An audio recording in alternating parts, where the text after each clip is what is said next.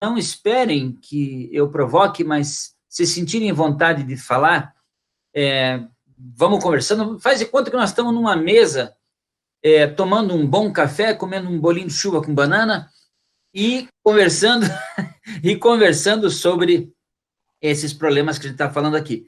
Eu, desde já, me apresento a todos. O pessoal me chama de vereador. Eu quero dizer uma coisa, deixar bem claro para vocês, pessoal. O meu mandato de vereador, eu tenho 55 anos de idade, meu mandato começou há 7 meses atrás, 8 meses atrás. Eu nunca fui candidato nem a síndico de prédio na minha vida. Mas eu sou professor universitário já há mais de 20 anos, e um dia, após uma palestra na faculdade, a molecada resolveu se reunir e vir me fazer um convite para eu entrar na política, porque eles acham que o meu discurso era um discurso combativo e crítico, então a gente tinha que ter alguém com esse perfil na política, e eu acabei aceitando a brincadeira deles, e essa brincadeira ficou séria, e eu virei vereador. Não virei vereador na época das eleições, porque fiquei na suplência. Depois, para eu assumir minha vaga, acabei enfrentando um processo judicial, porque houve uma certa disputa, e em agosto, segunda quinzena de agosto do ano passado, eu acabei assumindo. Desde então, eu tenho adotado um perfil, que é o meu perfil, pessoal, de professor. Eu vejo as coisas erradas e tento consertar.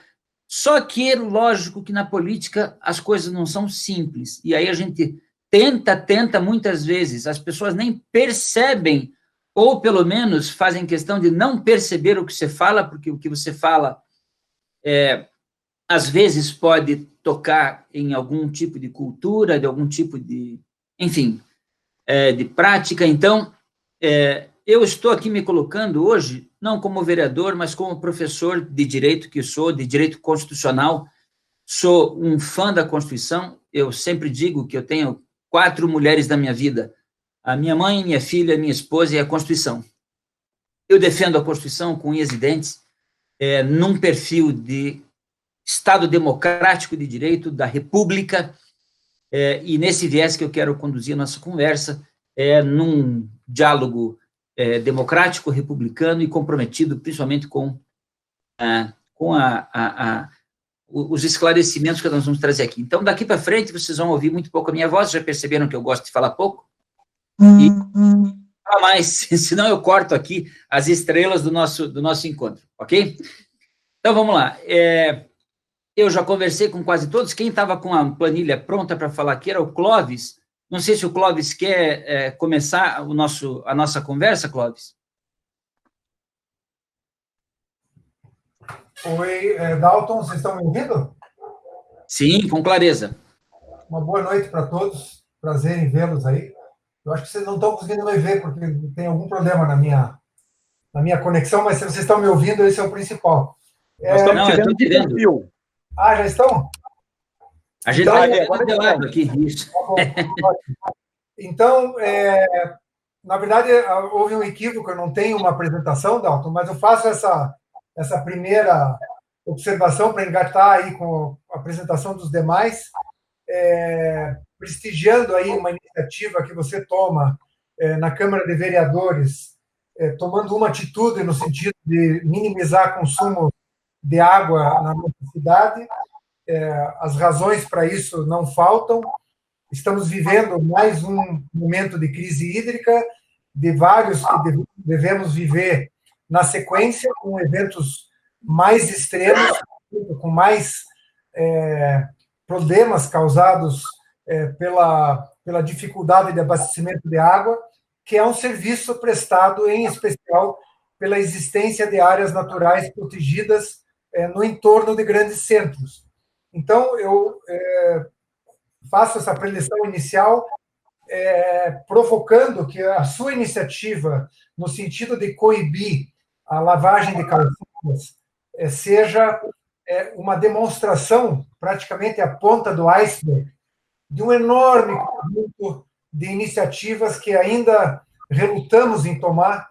São políticas públicas que já deveriam estar em prática, e eu vou dar apenas um exemplo, que é a cidade de Curitiba, a Prefeitura Municipal de Curitiba, a casa onde você vereador, estabelecer mecanismos para investimentos da cidade na região metropolitana, no sentido de proteger os mananciais, proteger remanescentes naturais, restaurar remanescentes naturais que vêm sendo degradados ao longo do tempo, em função de gestões estaduais bastante frágeis, cada vez mais frágeis ao longo do tempo. Há um desmonte da máquina pública na área ambiental que é programado, ele não é eventual, e que fragiliza cada vez mais a proteção do patrimônio natural no Paraná.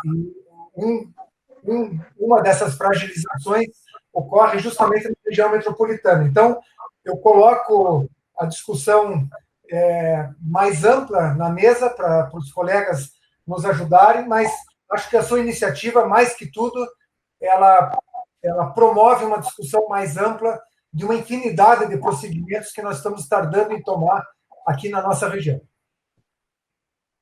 Muito obrigado, muito obrigado. Excelente. Vamos lá, a gente vai, a partir dessa introdução do Clóvis, vamos estabelecer o nosso diálogo aqui. Quem eventualmente tem alguma observação para fazer, ou queira fazer um complemento, vamos tomando a vez, vamos tornando isso aqui uma mesa, pessoal, de discussões, de debate, ok? Perfeito, se me permitir, então posso... Vamos lá. Bom, vamos fazendo, complementando o que o Clóvis falou, de fato é importante essa integração com a região metropolitana de Curitiba, pois Curitiba, como município, não pode mais ser visto isolado, né? Nós já estamos numa metrópole integrada com outros centros urbanos no entorno, e a água que nós consumimos vem desse entorno, né? Ela não vem de dentro de Curitiba. Então, essa necessidade de integração é fundamental. E a necessidade de mecanismos que promovam essa maior troca de informações e de ações entre os municípios eu acho que é um dos pilares a ser avançado aí para a gente conseguir minimizar a crise hídrica. De fato, como foi mencionado, esses eventos climáticos extremos, eles tendem a ser mais corriqueiros daqui para frente com as mudanças climáticas. Então, é necessário, acho que mais do que nunca, se investir nesse tipo de infraestrutura natural para minimizar esses custos. Tem uma linha que nós trabalhamos que chama adaptação baseada em ecossistemas, que é utilizar o potencial dos ecossistemas naturais para produzir água ou outro tipo de infraestrutura. Esse tipo de ação, ela acaba sendo muito mais barata, por mais que ela dê um resultado de mais longo prazo, ela acaba sendo mais barata, e talvez seja uma das saídas para Curitiba começar a enfrentar aí pelo menos minimizar e evitar com que novas crises hídricas ocorram com maior frequência. O que aconteceu em São Paulo em 2014 parecia algo tão distante para nós aqui, né? Na época nós não sofremos, mas agora nós estamos à beira de acontecer algo muito parecido. E acho que todos sabem todo o caos que ocorreu em São Paulo, o efeito não só social, a questão da falta d'água, mas o efeito econômico sobre a cidade. Então, é importante esse tipo de prevenção, de agir rápido, agir com ações inovadoras para tentar minimizar esses impactos. Nicolas, eu queria pedir para vocês, até passou despercebido pelo Clóvis, mas eu queria que cada um de vocês, quando for se manifestar, só faça uma breve apresentação, porque tem muita gente ouvindo a gente agora. Eu gostaria que vocês fossem se apresentando aí para as pessoas conhecerem, né? Afinal de contas, a gente está tratando com especialistas aqui, é bom que todos saibam da qualificação de vocês todos, ok? Perfeito. Clóvis, quer se apresentar? Bom, meu nome é Clóvis Borges, eu sou diretor executivo da SPVS aqui em Curitiba e participo de outras organizações como Observatório Justiça e Conservação, que me convidou aí para estar hoje na conversa, e no Instituto Life, que certifica empresas que fazem ações voluntárias na área de conservação. Nicolas? Eu sou Nicolas Kaminski, sou biólogo, tenho doutorado em engenharia florestal pela Federal, atuo na SPVS num programa chamado Condomínio da Biodiversidade, que trata sobre resiliência a mudanças climáticas em grandes centros urbanos, em áreas urbanas e periurbanas. Bom, só para fechar minha fala, eu queria deixar como exemplo desse tipo de infraestrutura natural 2 cases bem interessantes que dão certo já no mundo. Um deles é o de Nova York, que desde a década de 80 investe tanto na proteção de áreas naturais do entorno dos reservatórios, das áreas que provêm água para uma metrópole aí com mais de 9 milhões de pessoas, como na questão de uso do solo. Então, eles têm todo um programa de proteção desses mananciais, que aí está protegendo mais de 13 mil hectares de floresta, de áreas naturais, e garante segurança hídrica para toda essa metrópole a um custo muito baixo, economizando com tratamento de água e garantindo essa qualidade hídrica e a disponibilidade hídrica. Esse talvez seja o case que mais deu certo e que poderia ser replicado aqui em Curitiba, com um programa de pagamento por serviços ambientais, que já existe lá, e aqui ainda caminha a passos lentos, embora o município de Piraquara, por exemplo, já tenha instituído, e é algo interessante para você proteger essas áreas naturais dos reservatórios e garantir a segurança hídrica. E uma outra questão que é interessante a Califórnia, há uns 3 anos atrás, ela reconheceu as áreas naturais como infraestrutura. Isso foi um passo muito importante dado pelo poder público no contexto de você conseguir atrair recursos para a proteção de áreas naturais, porque ela é reconhecida como uma infraestrutura natural, então você garante que investimentos podem ser realizados para esse tipo de atividade. Então, são políticas muitas vezes inovadoras, coisas bem interessantes, ousadas, que dão certo e talvez sejam uma saída para a gente enfrentar isso daqui para frente. Deixa eu só fazer uma pergunta rapidinha, Nicolas. Quer dizer que o implemento de medidas efetivas para diminuir impactos ambientais, né, nesse sentido que você colocou, depende de vontade política, para resumir? Muitas delas, sim. Eu acredito que o poder público ele tem que ser um facilitador nesse caso. Fazendo com que não só... Porque se nós formos deixar tudo nas mãos do poder público, a gente sabe que não vai ter perna e nem recurso para isso. E a iniciativa privada também, as pessoas, né, todos utilizam a água, então elas têm também que estabelecer uma contrapartida. Então, se o poder público ele atuar como um facilitador, promovendo leis que facilitem com que outros atores consigam aportar recursos, consigam realizar ações, isso é fundamental, acho que, nesse processo. Porque é uma responsabilidade de todos, né? Assim como é um bem comum, é uma responsabilidade de todos também cuidar desse bem. Perfeito. Vamos botar uma senhorita agora para falar, porque só tem os rapazes falando aqui. Natasha ou Patrícia, quem é que dá um toque feminino na conversa aí? Acho que eu posso complementar. Eu sou a Natasha, eu também trabalho na SPVS, na gestão técnica, né? Eu sou mestre em gestão ambiental e trabalhei na minha linha de pesquisa a parte de serviços ecossistêmicos, né? Então, complementando um pouco tudo que o Nicolas e o Clóvis falaram, às vezes a gente fica pensando muito, né, não desmerecendo a engenharia e a tecnologia, que isso é muito importante, né, para a resolução de vários problemas, mas a gente fica, muitas vezes, se perguntando, né, o que eu faço para resolver essa questão hídrica, né, e a natureza, ela se torna a nossa resolução mais fácil, né, nesse momento. Então, você preservar a natureza e você restaurar os ecossistemas, né, para manter esse equilíbrio, a gente consegue gerar o serviço ecossistêmico água, né. Então, a importância de você manter a natureza preservada, envolvendo, como o Nicolas falou, o poder público, né, as empresas que se utilizam desse recurso, que podem investir em ações. Hoje existem várias modelagens para você avaliar o consumo hídrico de uma empresa, para essa empresa investir, né, em ações que preservem o recurso e o seu negócio. Então, eu acho que envolver todos esses poderes, né, a sociedade civil, eu acho que essa é a grande resolução para esse problema de crise hídrica que a gente vive hoje, sabe, Dalton? Então, a gente parte de uma resolução básica, que é preservar a natureza, para a gente chegar em resoluções mais complexas, né? De envolver o poder público, de envolver a iniciativa privada, a sociedade civil, e aí ter políticas públicas mesmo que sejam efetivas nesse quesito. Mas veja, Natasha, você falou uma coisa muito importante.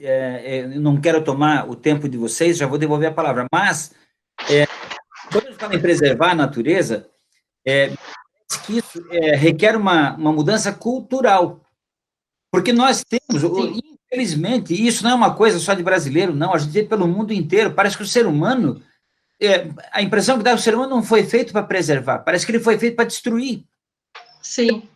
O que acontece? Nesse aspecto, até vou chamar a Patrícia agora nesse diálogo, porque é nesse aspecto que eu acho importante a atuação forte de políticas públicas e de políticas legislativas que façam ou que viabilizem mudanças culturais.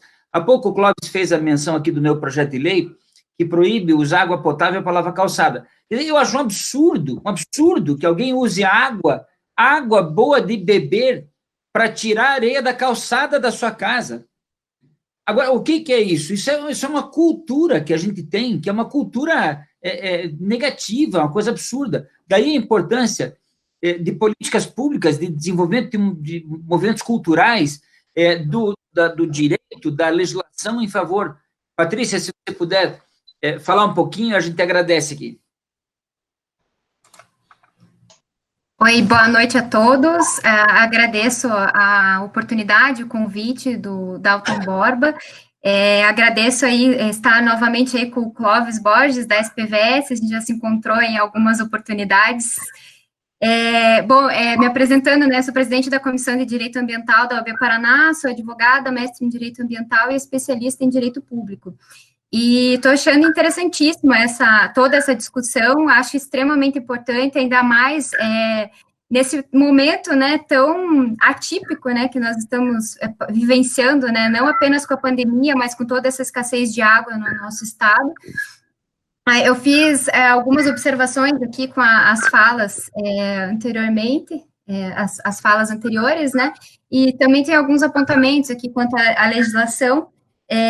Mas falando ali da questão que o Nicolas mencionou sobre a integração, né, de Curitiba com a região metropolitana, né, não é importante apenas na questão da água, né, que hoje a gente está com, eu particularmente resido em São José dos Pinhais, tem um grande dilema, digamos assim, com a própria sociedade aqui em São José dos Pinhais, com a barragem do Miringava, e é essencial, não apenas para Curitiba, mas para toda a região metropolitana.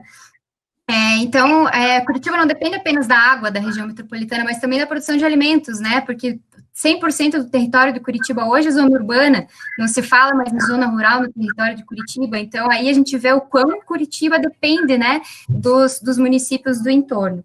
E também toda essa questão, né, é cultural e tudo mais, a gente vê que realmente o brasileiro não deixa a desejar, né, nessa preocupação, espera chegar à escassez, o limite, para daí tomar certas providências.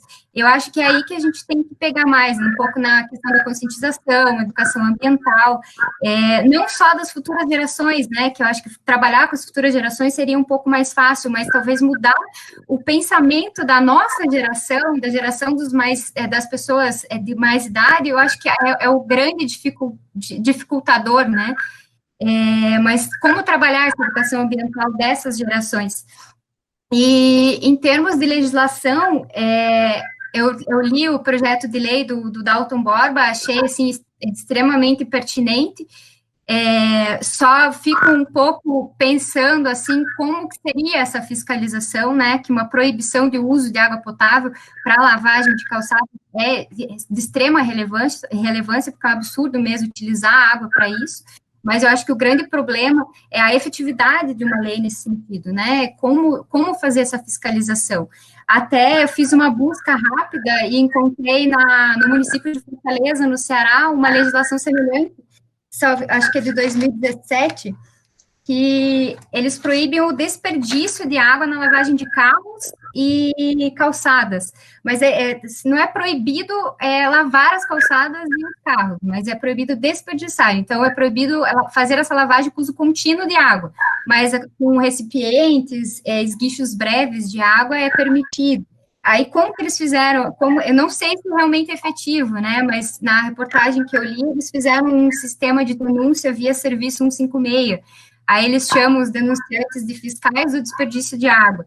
Então, é interessante a gente ver os cases, né, o que alguns municípios já fizeram nesse sentido, para ver o funcionamento, o que deu certo, o que deu errado, para a gente já começar no certo e além, né, para ir corrigindo o que não deu certo, para a gente já ir amadurecendo e tornando essa legislação mais efetiva, porque leis a gente tem um monte no nosso país, mas a grande dificuldade é a efetividade disso tudo, né. Não desmerecendo, Dalton, não quero que me leve a mal. Só estou trazendo algumas instigações e reflexões, né, que eu acho que é extremamente relevante e importante a gente ter uma legislação como essa. E até, assim, a legislação que tem o projeto de lei altera, né, uma lei que já existe no município desde 2003, né, que é o Programa de Conservação e Uso Racional da Água nas Edificações. É uma lei bem interessante, só que, assim, o que eu fiquei refletindo, né, com a leitura do texto dessa lei, que eu particularmente desconhecia, é que ela trata das novas edificações, né, das edificações a partir da publicação da lei, ou seja, a partir de 2003.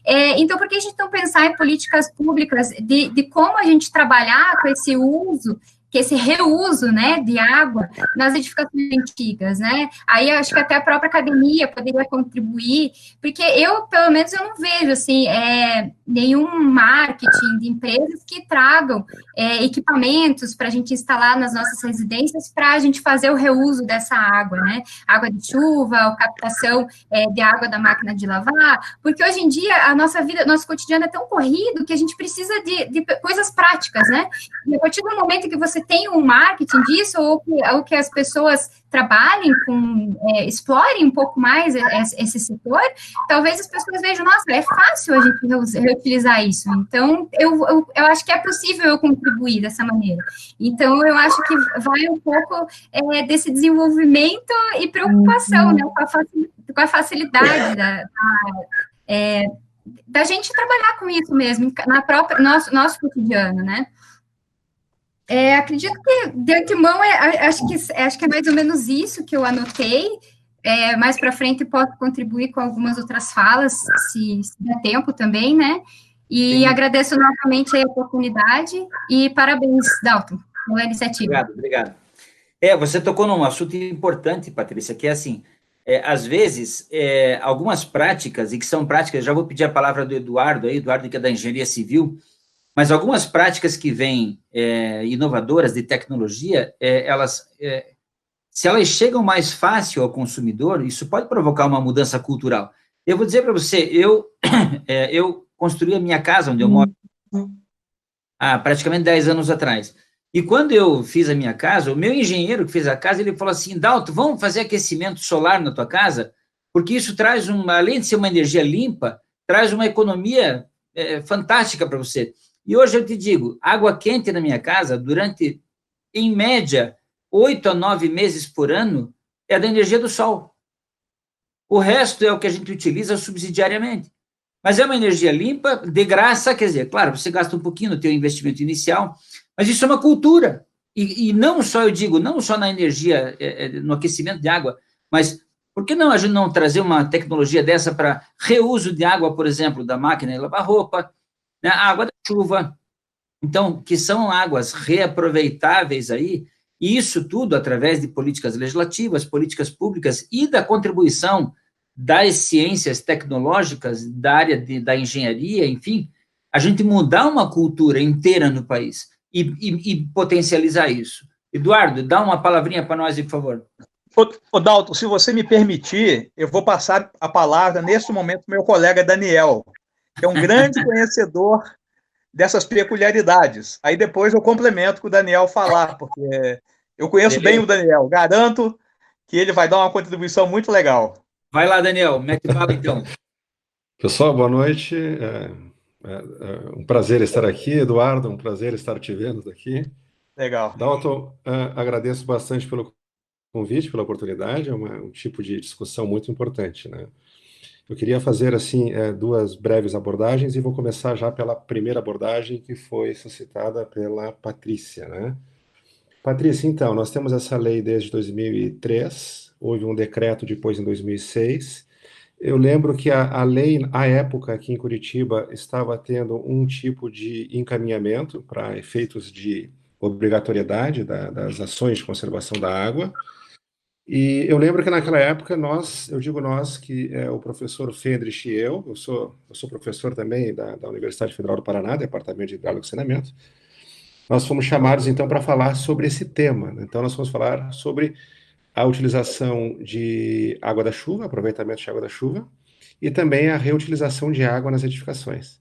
E nós, à época, apresentamos alguns problemas, eu em especial, que apresentei sobre o reuso da água nas edificações. Eu apresentei assim, em termos de balanço hídrico, é viável, né, nós termos aproveitamento de água do chuveiro para descargas de bacia sanitária, né, ou alguns outros usos do tipo. Então, em termos de quantidade de água, é viável. O grande problema é a qualidade. E essa lei, veio antes de qualquer norma brasileira sobre a necessidade de atendimento de critérios mínimos de qualidade de água para fins não potáveis. Então, esse, eu diria, Dalton, é o grande problema que nós temos até hoje, que foi em 2003, né? Tanto que teve um decreto depois, em 2006, que foi após algumas discussões, e nós participamos um pouco, e houve o decreto que ele restringiu um pouco a aplicação da lei, né? Exatamente a questão do reuso da água, que nós chamamos de águas cinzas, né, nas edificações. Então, esse é um ponto que nós não temos critérios ainda claros no Brasil, a qualidade que essa água tem que atingir para poder ser utilizado para fins não potáveis, mesmo que seja na descarga, mesmo que seja para lavar calçada, mesmo que seja para irrigação, algum critério mínimo tem que ter. Para aproveitamento, Patrícia, da água da chuva, nós já temos uma lei. Eu não vou lembrar agora o nome desculpa, uma norma, perdão, a BNT. Eu não vou lembrar o número da norma agora, mas se tu colocares lá no Google aproveitamento de águas da chuva, vai aparecer a norma que estabelece critérios mínimos de qualidade para poder utilizar. Então, só para contribuir um pouquinho para essa discussão, há pesquisas no Brasil, há tecnologia, mas o embate é qual é o critério mínimo que nós temos que atender. Então, alguns profissionais da área da engenharia, eu sou engenheiro civil, ficam com um certo receio de utilizar esse tipo de água sem a devida cobertura normativa. E se for usar normativa estrangeira, como, por exemplo, a americana, que é a mais citada, a normativa americana ela é muito restritiva, então tu precisaria de sistemas muito caros para atingir a qualidade da água preconizada por uma normativa americana. Então começa a complicar um pouquinho, sabe, Patrícia? Em termos técnicos, né? Outro ponto que eu gostaria de colocar também sobre a utilização de água cinza, reuso de água e água da chuva nas edificações, as pessoas têm uma certa ideia que eu vou lá, instalo uma tecnologia e não tem problema, não vou me incomodar mais. Não. Toda a tecnologia tem manutenção, tudo tem que ter manutenção. Sem manutenção, daqui a pouco não funciona, e ao invés de resolver um problema, vai gerar mais um problema. E as pessoas normalmente têm essa dificuldade também de cuidar do seu sistema. Nós já fizemos projetos e estudos de viabilidade aqui em Curitiba para prédios de 20 andares, sistemas de aproveitamento, de reuso de água, Dalton, se pagariam aí em 5, 6, 7 anos, tá? Mas a gente sabe que o problema é quem é que vai operar a estaçãozinha de tratamento de esgoto no prédio. Okay? Daniel, nós estamos num grupo super seleto aqui, é só perguntar, na casa de quem, nos últimos 12 meses, foi limpado a caixa de gordura? Nós estamos aqui na elite da elite da elite. Tá bom. Nem vou fazer outra pergunta. É um caso clássico. É um caso clássico. Fazer um parênteses. Aqui em casa a gente fez a limpeza porque tem a cobertura do seguro residencial, né? Cobre a limpeza da caixa d'água e caixa de gordura. Caixa de gordura. Seguro também cobre a limpeza da caixa d'água aqui. Então, pessoal, a questão que o Dalton coloca muito bem, eu li lá o texto, Dalton, eu gostei, que é o princípio do uso da água, de um uso de uma forma racional, né? Eu não vou utilizar uma água com uma qualidade superior para um uso que requer uma água de qualidade inferior. Isso é um desperdício quantitativo e qualitativo. Estou desperdiçando qualidade de água, tá? Esse é um ponto. Mas também tem um outro lado, né? Uma água que tem que ter uma qualidade mínima para eu ter segurança no uso. A água cinza, água de reuso tem esse problema. A água da chuva, a gente consegue atingir parâmetros de qualidade, bons parâmetros de qualidade de uma forma muito mais simples, só que a gente depende do regime de chuva, acho que não precisamos entrar em detalhes agora a respeito, né? Exatamente. E só para falar um pouquinho da minha área, rapidinho, a gente está tendo uma abordagem há bastante tempo aqui no nosso grupo, que é a gestão do uso da água no ciclo urbano. E nós temos pego como ponto de partida, Dalton, o quanto que, economizando água nas edificações, nós conseguimos, por exemplo, dar fôlego para os sistemas de abastecimento de água atender outras comunidades que estão sofrendo rodízio, outras comunidades que não têm água, né? O quanto que nós, fazendo um consumo mais racional nas edificações, a gente reduz as cargas de poluentes do esgoto oriundo das edificações. Quer dizer, tem uma série de questões que dá para focar nas edificações, desde que o nosso olhar seja integrado. Tem que integrar o olhar. Abastecimento de água, edificação, drenagem e esgotamento sanitário, e também resíduos sólidos. Tem que integrar. Quando tu integra, tu vê o potencial das medidas nas edificações. E por que isso? Porque aí entra num ponto que tu colocou lá no teu texto. Dessa forma, quem sabe a gente consiga sensibilizar o usuário, porque o usuário ele está vendo a água como um produto com um valor econômico que, se ele paga, ele tem o direito de usar o quanto bem entende, e não é assim. Sem dúvida, sem dúvida. Daniel, eu vou te falar uma coisa. Quando eu lancei a campanha desse projeto, eu coloquei nas redes sociais, teve um sujeito que veio no meu Facebook e disse assim, publicamente: eu pago a água e, se eu quiser, eu meto um chafariz na minha calçada. Já ouvi algo do tipo. Isso é uma questão cultural. Acho que você abordou muito bem, mas isso é uma questão cultural. E uma coisa que me chamou a atenção na tua fala, porque eu estou vendo isso agora numa realidade triste, com essa circunstância que se criou aí no mundo inteiro, dessa pandemia, muitos institutos, muitas instituições se voltaram para atividades de ajuda, de colaboração com comunidades carentes. E tem um instituto aqui em Curitiba, que é o Instituto Mais Cidadania, que ele entrou numa campanha de arrecadação de materiais, enfim, para subsídio das comunidades periféricas carentes. E aí nós levamos, eu ajudei a propagar essa atividade, e foram mais, acho que, de 4 toneladas de alimentos, materiais de limpeza, sabão em pedra. Sabão em pedra foram, eu acho que perto de 3 a 4 mil barras de sabão para comunidades carentes. Vou dizer uma coisa, Daniel, vou dizer para vocês todos. O que mais me deixou chocado, foi comunidades. Ainda hoje, a minha filha foi levar até o centro ali de arrecadação, nós levamos água de torneira para comunidades que não têm água nem para a mão. Então, eu fico imaginando como nós estamos engatinhando numa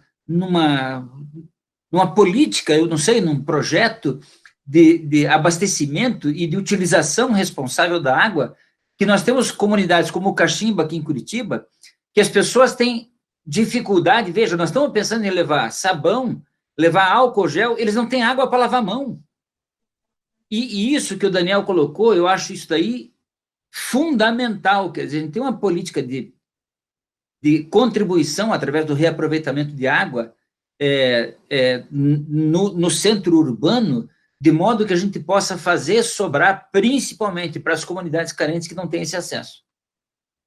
O Eduardo prometeu que ia falar lá depois para rebater o Daniel. Manda lá, Eduardo. Então, desculpa interromper, Dalton, só queria... desculpa, Eduardo, interromper tua fala. Só para dar continuidade ao que eu estava mencionando, Dalton, eu me recordei que eu fiz mestrado em Direito Ambiental no Amazonas, na cidade de Manaus. E aí, durante o decorrer do mestrado e a minha vivência lá na cidade, eu comecei a refletir, né? Poxa, a gente fala tanto em preservação do meio ambiente, mas aquela pessoa que está lá não tem onde morar, não tem água potável em casa, não tem saneamento básico, não tem o mínimo, não pensa em preservação do meio ambiente. Então, é muito difícil. Eu acho que tem coisas que transcendem essa preocupação ambiental que a gente devia tornar prioritário, né? Acho que é só essa reflexão que eu gostaria de dividir aí com vocês. Super pertinente essa tua observação, exatamente. Por isso que eu coloco, Patrícia, assim, o Brasil é um país que precisa investir muito na educação do povo. Mas é uma educação, não é aquela educação técnica da matemática, da geografia, é a educação para a reflexão de temas importantes, como é, por exemplo, a questão ambiental. Meu Deus do céu, o mundo está vivendo uma crise ambiental, não somos só nós. Quer dizer, é preciso que a gente tenha aí eu atribuo essa responsabilidade aos poderes públicos, de colocar isso como disciplinas obrigatórias nas escolas de ensino fundamental, ensino médio, mas um ensino efetivo. Não é aquela disciplinazinha para o aluno fazer lá, de saco cheio, fazer a prova no final do ano para passar e se ver livre. Não, é uma educação para a vida. Meu Deus, se a gente não pensar em educação ambiental, que legado que nós vamos deixar para as próximas gerações aí? Se a gente olha para o que está virando a sociedade hoje, quer dizer, é um descomprometimento total. Mas, enfim, eu prometi que ia calar minha boca, vamos deixar todo mundo falar. Eduardo, fala lá, Eduardo. Adalto, queria, claro, agradecer o convite, né? Eu sou fazendo uma apresentação rápida, como você solicitou para o público, pode estar entrando a qualquer momento. Eu sou professor da UFPR, né, do curso de Engenharia Ambiental, sou engenheiro civil. Eu queria voltar um pouquinho à parte inicial da conversa. Quer dizer, o seu projeto, vamos dizer assim, o problema da água, ele existe desde a chuva cai, infiltra no terreno, a gente capta a água dos rios ou dos reservatórios, transporta essa água para a estação de tratamento da água, depois vai para as elevatórias, distribui para as casas, e aí o sujeito lava a calçada com a água. Quer dizer, é isso que você quer combater. Agora eu queria voltar lá para o início, porque a nossa crise hídrica tem muito... Oi?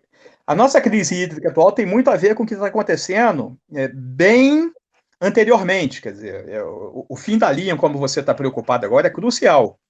Sim. Mas a gente tem um problema bastante grave no momento, porque o estado do Paraná é um estado agrícola, que sofreu uma pressão de desmatamento muito grande, e eu acho que a gente também tem que trabalhar com uma política forte de conservação de mananciais. Eu acho que para cada crise, para cada período de pouca chuva que a gente tiver daqui para frente, o impacto sobre o abastecimento vai ser maior. Por quê? Porque nós realmente estamos com cobertura vegetal cada vez mais deficitária no estado. Eu acho, então, que é crucial que a gente volte a ter políticas públicas adequadas para recuperar a nossa vegetação, associada à questão, claro, de preocupação com a questão hídrica, mas também com a questão ambiental de forma um pouco mais abrangente. Isso é uma coisa que eu queria falar. A outra que me é muito caro na minha vida profissional, eu sou 2 anos mais velho que você tem 55, né? Isso. Eu vou fazer 57, então a gente estava ali próximo um do outro. E quando eu era aluno lá na UFRJ, um conjunto grande dos meus professores trabalhava exatamente na assessoria dos deputados federais que estavam fazendo a Constituição. E eu me lembro muito bem da felicidade que a gente estava tendo de ter uma Constituição tão ambientalmente avançada. Só que depois que a Constituição ficou pronta, e eu também sou fã dela, nós construímos uma série de políticas públicas associadas à questão ambiental diretamente, política de recursos hídricos, política urbana, política de saneamento básico, política de defesa civil, mas também outras políticas públicas que têm a ver com infraestrutura, mas que afetam enormemente a área ambiental, que é, por exemplo, política energética, política de mineração, política agrícola. E aí o que aconteceu é que depois de 88, diversos grupos de interesses específicos construíram legislações específicas que não conversam direito umas com as outras e que nos trazem problemas gravíssimos do ponto de vista do pacto federativo, porque tem coisa que é federal, tem coisa que é estadual e tem coisa que é municipal. Eu vivo em embates grandes aí com as pessoas, porque eu tenho esse olhar e ninguém entende isso direito, e todo mundo vai chutando minha canela, porque todo mundo vai para os finalmente, porque vai...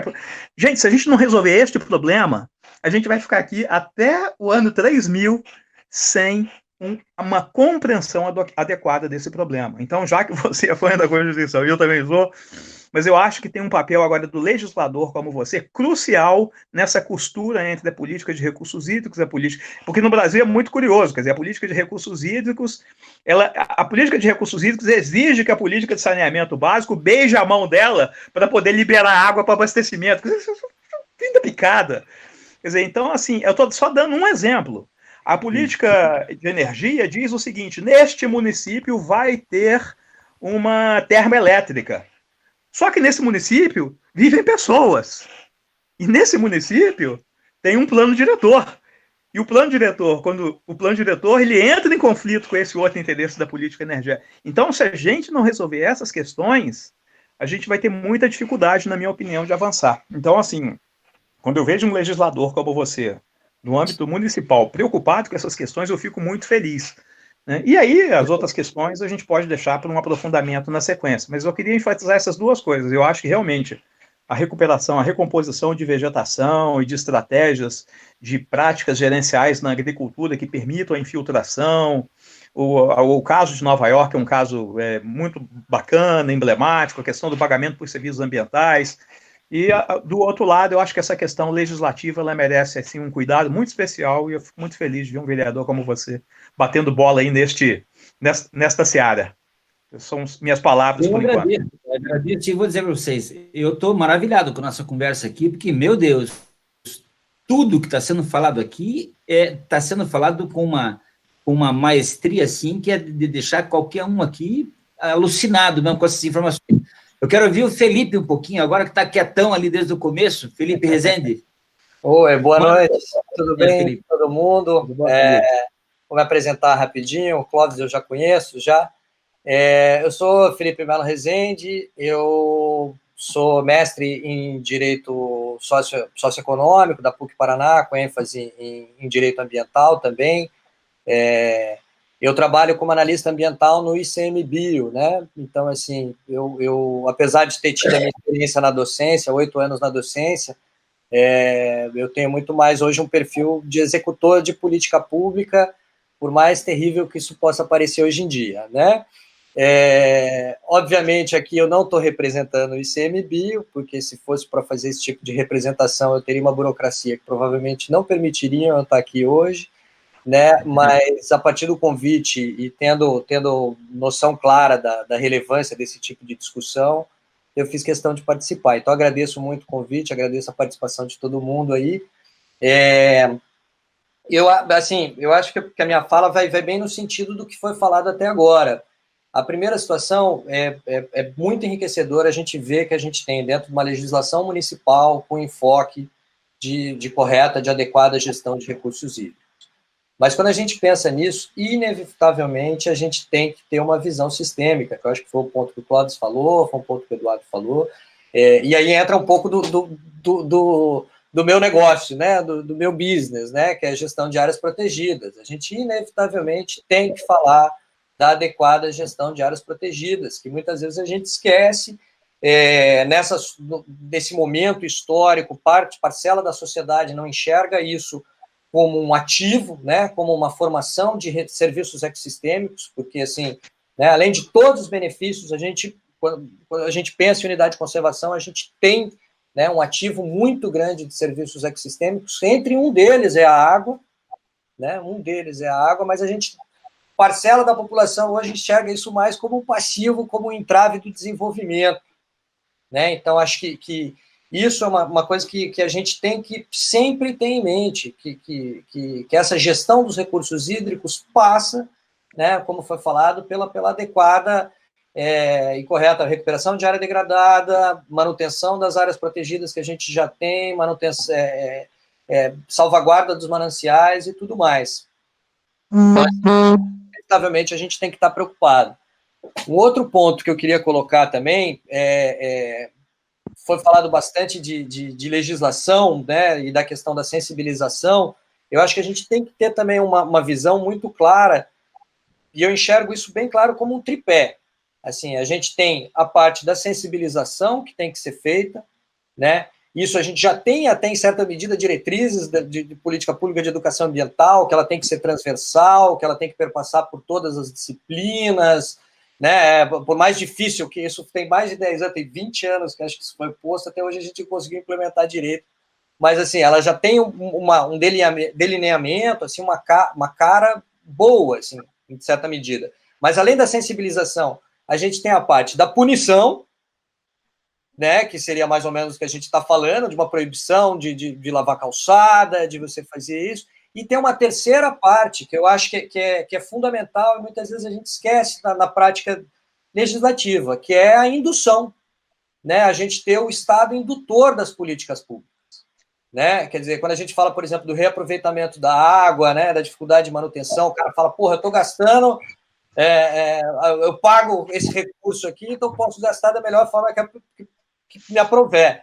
Já o outro que virar e falar, e você tiver o Estado indutor colocando isso, né, recebe benefício, não só no equipamento que te dá esse tipo de benefício, mas eventualmente até na tua tarifa, nesse tipo de coisa, é um caminho, assim, que a gente, um horizonte que deva ser explorado, principalmente nesse momento que a dicotomia está muito clara do quanto que o Estado pode intervir, né? É a briga cotidiana que a gente está tendo, né? Parece que a grande dicotomia, no fundo, virou essa de novo, né? Eu achei que em 2008, quando os Estados Unidos tinham salvaguardado o banco, né, pago para banco sobreviver, que a gente ia deixar de falar tão claramente em liberalismo, né? Mas, assim, voltou a tônica e hoje parece que levantaram a bandeira. Espero que na pandemia a galera dê uma baixada, veja que, né, a gente tem que ter, no mínimo, um pouco um Estado relativamente forte no sentido de apoio de políticas que são fundamentais. E entre elas, obviamente, a gestão de recursos hídricos, o meio ambiente titular. Assim. Então, era mais ou menos isso que eu queria falar. Deixa eu ver se eu anotei mais alguma coisinha aqui. E pagamento de serviço ambiental também, eu acho que é uma coisa que a gente tem que correr atrás. Quando eu estava em Brasília, eu trabalhei muito tempo em Brasília com efetividade de gestão, participei da criação do sistema que hoje é utilizado nas unidades, não só federais, como em alguns estados, de efetividade de gestão, de avaliação de efetividade de gestão, e uma das coisas era justamente os serviços ecossistêmicos, né, como recurso e valor de uma unidade de conservação. E a dificuldade que existia, e ainda existe, persiste, é justamente de como que a gente vai fazer isso do PSA, como que a gente vai fazer o pagamento de serviços ambientais. A gente está engateando ainda na água, que em tese seria mais fácil do pagamento de serviços ambientais, porque é muito óbvio, você consegue com indicadores muito mais claros. Mesmo assim, a gente não consegue implementar. Existe uma série de lobbies que envolvem isso, uma série de dificuldades que envolvem você conseguir fazer pagamento de serviço ambiental. Isso, voltando a falar, na água, que em tese seria o mais simples de todos, né? Então, acho que é isso, gente. Desculpa eu ter voltado um pouco para trás, né, de transmissão sistêmica, falar de política pública, Estado indutor e tal, né, mais para o final, assim, né, talvez fosse melhor antes, assim, mas eu acho que fazer. E, mais uma vez, obrigado aí por estar a oportunidade. Felipe, eu acho que essa discussão, do meu lado de cá, eu estou maravilhado com a nossa discussão, porque nós trouxemos vários aportes, desde uma análise dos fundamentos do Estado, aí como o Felipe trouxe, da área de ponta de tecnologia, o Daniel, o Eduardo, o Clóvis, enfim, a Patrícia trazendo essa preocupação, sob o ponto de vista do direito, da nossa Constituição, enfim, Natasha, Nicolas, eu estou muito isso, eu acho que essa é uma conversa que, se o nosso sistema que nos permitisse hoje, eu acho que a gente entraria aí noite adentro discutindo, porque a conversa é muito interessante, e eu aprendi demais com vocês hoje, eu acho que, para mim, foi extremamente proveitoso. Eu estou colocando essa conversa já em tom de encerramento, pessoal, porque o nosso tempo daqui a pouquinho, vai se esgotar. Mas eu gostaria de fazer em tom de provocação agora, para a gente finalizar, e se o sistema cair aí, eu já me despedi. Quero dizer desde já que foi um prazer enorme conhecer cada um de vocês. Eu já fica o convite para a gente se reunir numa próxima live aí, quando a gente conseguir conciliar os horários, talvez para tratar de um tema específico ou outro. Mas eu queria fazer uma pergunta em tom de provocação a todos vocês. O governador Ratinho Júnior decretou o estado de emergência hídrica por 180 dias. O que esperar agora? Vamos para a igreja rezar e pedir a Deus que faça chover?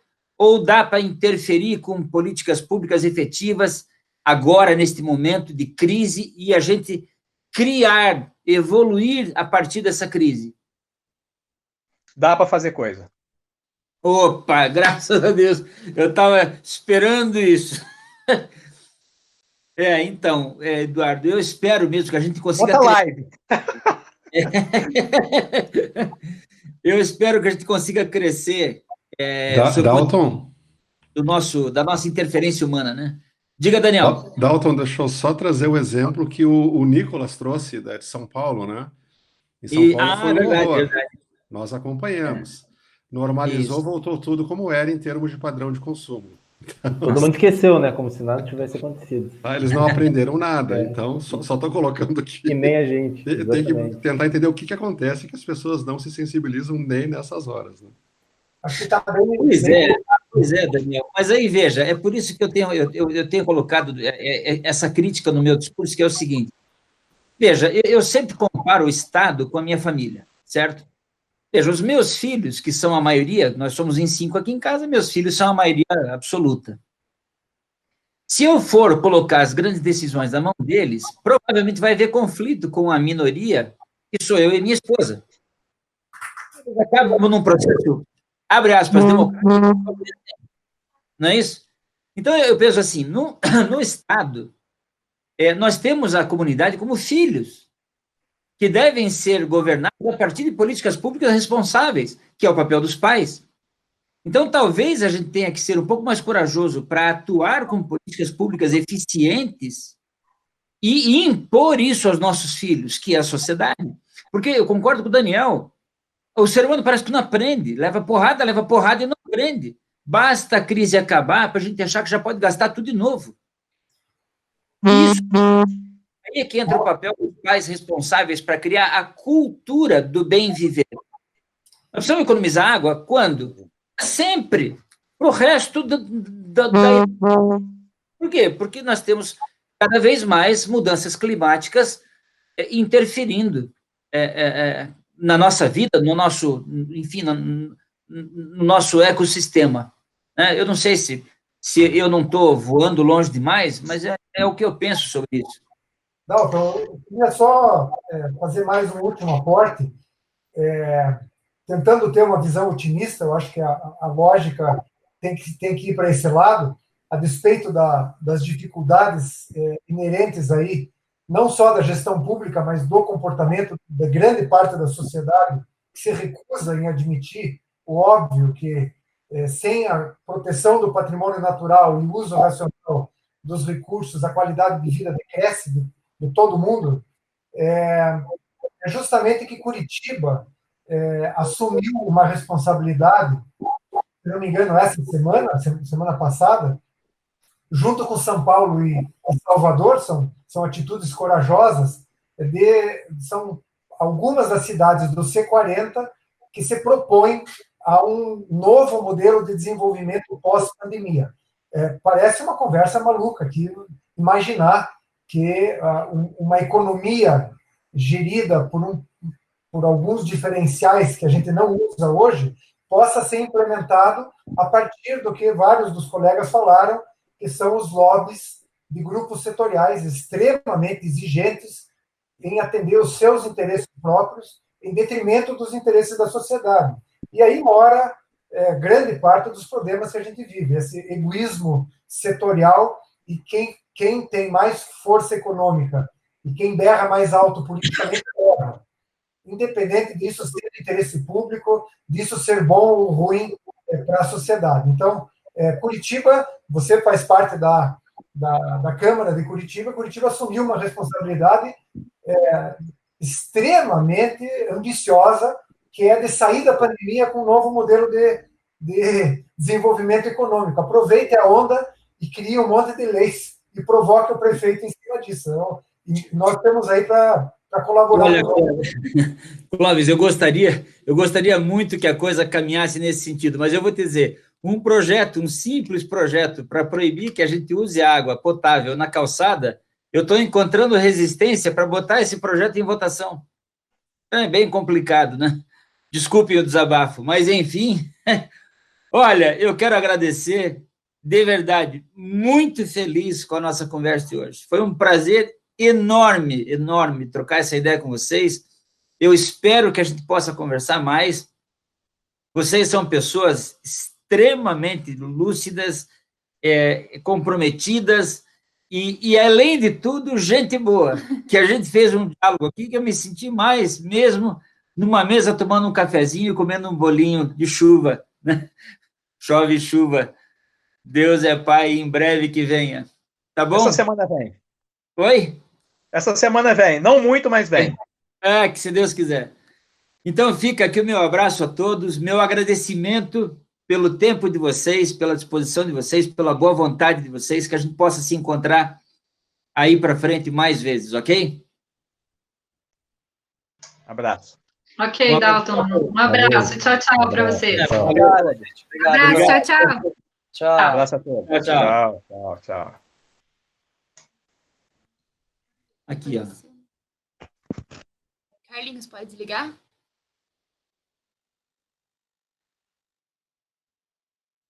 Acredito que sim. Carlinhos, eu posso desligar aqui? Posso, né? Sim, só saiu.